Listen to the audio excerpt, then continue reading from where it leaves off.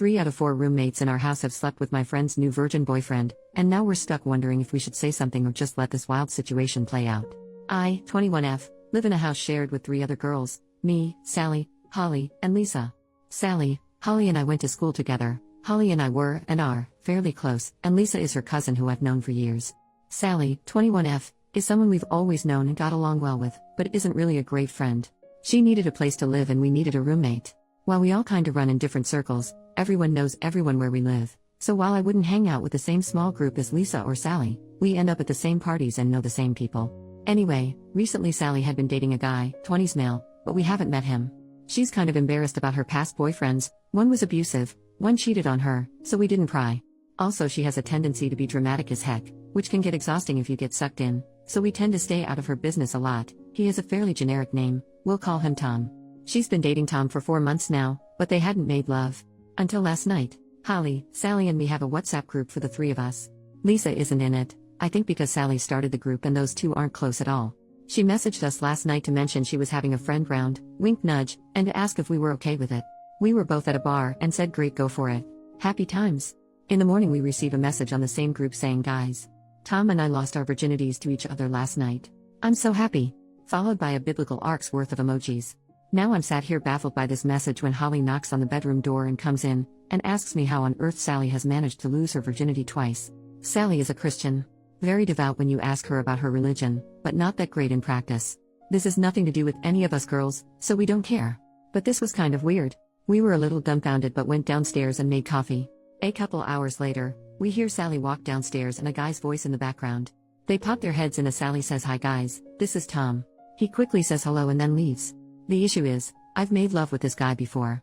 Sally sits down and we ask her about the virginity thing, in a friendly way. She tells us no, because she is Christian she is a virgin, because the past boyfriends treated her so badly that she had cleansed her life of them and is a virgin again. We're apparently also ignoring the several one-night stands I've overheard through my bedroom ceiling. So we ask if she's told Tom that she's a virgin. She says yes because I am. And he's a virgin too, so I thought it would sound better. I've dealt with her denial issues before, but this is quite a new level. Sally leaves and I quickly turn to Holly and tell her I've slept with him. As I mentioned before, Holly and I are close, but we know a lot of the same people. Holly tells me that she's been to a party with him also and Lisa slept with Tom at that party. So what do I do? At first I felt bad for the guy for being lied to about Sally's virginity, but now he's doing the same thing? And the fact that 75% of our house has slept with him is a little icky. Do we tell her? Do we tell him? Do we leave them to it? Do we get Tom to sleep with Holly so she doesn't feel left out? Update, 5 days later. Hi everyone. I think anyone that read the original post guessed it wouldn't be long before I had an update, but even I didn't think it'd be this quick. Anyway, buckle up. So since Sally lost her virginity, I'm rolling my eyes just typing it, Tom has stayed round basically every night. This is fine with all of us, even if a bit awkward. There's sort of an unspoken rule in our house that boyfriends are allowed round whenever without anyone needing to clear it first. If we see each other in the day, it's courtesy to mention, oh by the way, boyfriend is coming round later today, but no one has an issue if it's not brought up prior to the visit. They're not sleeping in any communal areas, and we have enough bathrooms that shower time is never an issue. So Tom has been in the house most evenings but we've barely seen him. They're still in the weird love-making stage of their relationship where they only leave the bedroom for snacks and Powerade and to wash their sheets, I hope, so it's not like anyone's avoiding anyone. So 2 days ago Tom must have been at work, because Sally was alone in the house eating lunch. Holly and I were on our way out, about to go shopping, when Sally asked if she could tag along. We said sure, we were just going to get shampoo and toiletries, but she said that was fine because she only needed to get one specific thing. When we got to the mall, Holly went to get an eye test. She'd been due one a while, and I was planning on just browsing for some work clothes. But Sally grabbed my arm and said you have to help me. While giggling, and dragged me into a store. Guys. She made me go to a lingerie shop and find a sexy nun costume with her. I felt like a deer in headlights when you're paralyzed with fear, except instead of fear it's just inappropriateness and discomfort. I just stood there nodding and fighting the urges to laugh hysterically and cry simultaneously at looking for an escape route when she weighed the pros and cons of different Catholic-themed naughty outfits. I got home, popped a straw in a bottle of wine and told Holly about my traumatizing experience. She howled. Moving on to today. About 30 minutes ago actually. Sally had a really early start at work, stock check or something, and had to leave before Tom woke up. While I was eating breakfast he walked into the kitchen and looked pretty shocked to see me. We said hi awkwardly, made niceties about the weather and asked each other about school and work. I assumed that would be it, but he addressed the elephant in the room. Tom, hey, I don't want this to be awkward about us hooking up in the past. I haven't told Sally. I don't know if you were planning on telling her. Me, I wasn't planning on it. No. That's your business. Tom, okay, great. It's just I'm worried she'll freak out, but I don't want to lie to her. Okay, this next bit kind of slipped out because I'm not really a morning person, and I've had to listen to the faint sounds of creepy religious honeymoon banging for 4 days now. Me, well, maybe telling her you're a virgin wasn't the best idea then. Tom laughs and then says, huh, what? Well, he never told her he was a virgin. I don't know if she made it up in her head or she really believes it or she knows everything, but Tom assured me he had never told her he was a virgin. It was all okay, he assumed I'd heard Sally wrong. Then he said something along the lines of Sally being a virgin and maybe she was ashamed, and I tried so hard not to make any kind of facial expression but, again, mornings are not my happy place, and it must have shown. Tom asked me if Sally really was a virgin and I just mumbled, you should talk to her about it and, I don't actually know because in my defense I've never seen her be penetrated, but it's a pretty bullcrap defense, so sorry Tom, my bad, I panicked. He said goodbye to me and walked off, furiously texting. So yeah, I'll be updating this over the next few hours probably. Edit, just woke up to enough emojis that my phone nearly imploded. They're from Sally as you can guess. They're in the WhatsApp group with Holly and are mostly crying face and dead face, a few bow and arrows followed by hearts, and a couple boy emoji next to the knife and fork emoji. Not entirely sure what that's about. I can't seem to find a fan emoji to put the poop one next to, but you get the idea. Not sure if Sally's at home at the moment or not, she wasn't meant to be working late and I don't remember hearing her come home. I'm gonna pop in and see if Holly's awake and then possibly barricade her door shut. Edit number 2, I've been sat in Holly's bed for the last hour, while she's been reading both my posts and all your comments. She's loving the replies by the way, and is refusing to be called anything but madam now. Also anyone who private messaged me to ask if we're lesbians, sorry no. We ran upstairs to see if Sally was in her room. The door is locked so we think she's asleep in there, but she isn't answering any WhatsApps. Just chilling in the calm before the storm, practicing some sweet judo moves in case anything kicks off. I'm kidding, it won't. Edit number 3, okay I shit you not, we've just had the police at the door. Sally was apparently caught trying to break into Tom's house after he told her to leave him alone and threatened to call the police. Except he hadn't threatened, he'd done it. She resisted arrest and was popped in a nice little cell at about 2 a.m. She looks exhausted, bless her, but I guess a day's stalking will do that to you. She looks really sad and I feel so bad for her. Holly's running her a bath now and I'm going to make some tea. I don't know what happened between them but it looks like it fell on the not so chill side of the scale. Edit number 4, okay guys, here we go. Update time. Sally's asleep in bed and a lot has gone on in the last hour or so. Safety belts on, hands and feet in the cart at all times. Holly is here with me, she might pitch in every now and then. In fairness, Dance Moms is on at the moment, and she's done with this shit for today, so she might not be super involved. So the police dropped Sally off at home. They asked to have a quick chat with me about what happened, probably a good idea, because Sally's version was ever so slightly different, sigh, while Holly took Sally upstairs to get changed and whatever else she needed to do. The officer, who was super fine, not gonna lie, maybe he can do the rounds after Tom has left, told me that Tom called the police at 1 a.m., because Sally was harassing him over the phone and throwing rocks at his window. By the time they got there Tom had rang 3 more times, and Sally was climbing up a fence and shimmying over onto the kitchen roof, some freaking Batman crap right there. They tried to talk her down, where she was screaming and crying, they thought she might be on some sort of drugs, but I told them it's just her personality and a bit of caffeine usually. I laughed, he didn't. I'm glad you guys think I'm funny. Anyway she tried to struggle when they restrained her and went to kick one of the officers, and at that point they were done being sympathetic, and popped her in the police car and into a cell.